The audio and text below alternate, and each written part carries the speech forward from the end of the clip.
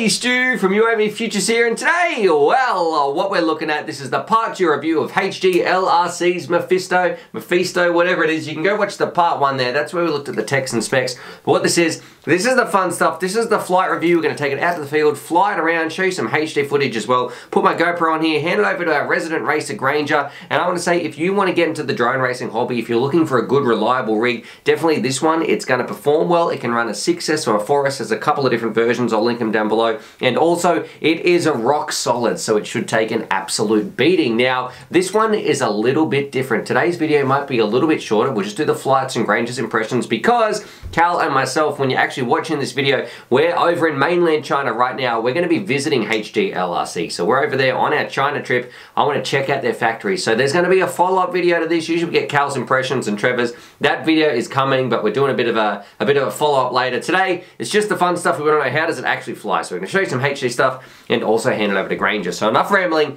Let's go have some fun with the HD LRC Mephisto in 3, 2, 1, boop! Radio out here in the field. Let's do it. Rip it around. We're going to be flying the 4S version today of HD LRC's Mephisto. We'll put it through its paces. We're at the test track. It's good for racing. And while we're here, we've got Granger as well. So we'll put him through his paces and see what he thinks as well about the Mephisto. All right, let's do it. Now, first things first, you're going to notice we're flying around chasing Granger. It does make for great footage, but you're going to see a few different clips because today I seem to have no luck with the quad, but I had more stacks than usual, and I don't know, I think that was more, I'm just not used to chasing around other pilots, and it's so distracting flying around behind someone else because it looks so cool. Nothing better than chasing your mates around in the park, having an awesome time, but for me, it's a skill you need to practice because you are going to crash into them. You're going to be focused. I should have been more focused on the track and less focused than looking at Granger's quad. But here we go again, back on the sticks. And overall, I've got to say, I actually feel like this is more of an acro quad after flying around, putting pack after pack through it. I feel like this is a drone better suited for doing some acro. So it felt really still good in the air. It's nice and stable. It's not getting pushed around too much. It's got a very smooth flight characteristic to it. But at the same time, I found when it came to sort of I got distracted again chasing Granger.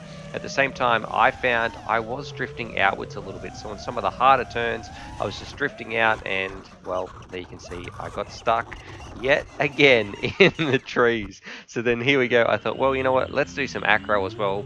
Really show you when I open up the throttle because at the moment you can see I'm just sort of pottering around.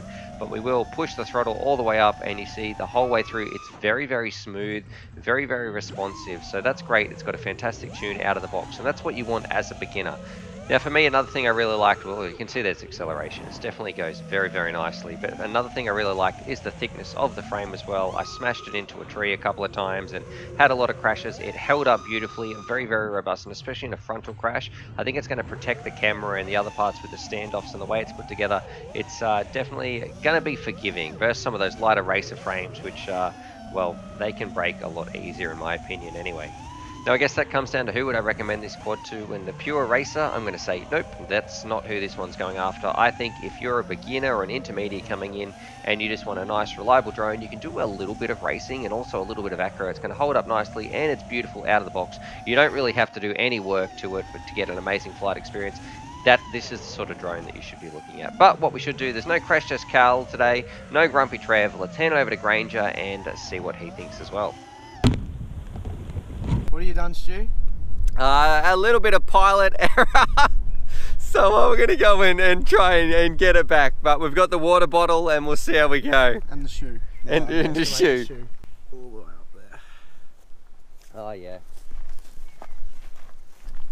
Oh, God. Oh. Oh, we can throw that high. It's just... accuracy is going to be a bit... yeah. And I know, we all know how you like to throw. Oh. There you go. Alrighty-o, so didn't even need to throw the water bottle, little bit more throttle, and she came back. Alrighty-o, Granger, here we are out in the field. What do you think of the Mephisto? What did it look like in the air? And then what's your impressions of it? Because Crash Test Cal's not here today, but we've got you on the scene. Grumpy Trevor, he's busy with his bowling, but yeah, what do you think of the Mephisto. First impressions. First impressions, it looks really great. It's nice and thick. It looks like it can definitely take a crash. I definitely think these motors look very nice and bulky. I've never heard of them, the flame motors, but they look alright. I like how the carbon is sandwiched in there, so the arms are really strong, and I don't think they'll be coming loose. Yeah. You don't normally fly this sort of frame though, no, do you? What do you normally fly? The Catalyst Machineworks America. They're a great frame. Alright, okay, so it's going to be interesting to see your thoughts on this, because you primarily do racing. Yeah. And I don't think that this is really a pure racing craft. Like, it looks a lot thicker than most of the stuff you're probably used to. Yeah, definitely looks a lot thicker, which can be good. So if you smash into something, it's not going to break as easy. Alright, let's do it. Let's try it. Yeah, it feels very smooth so far.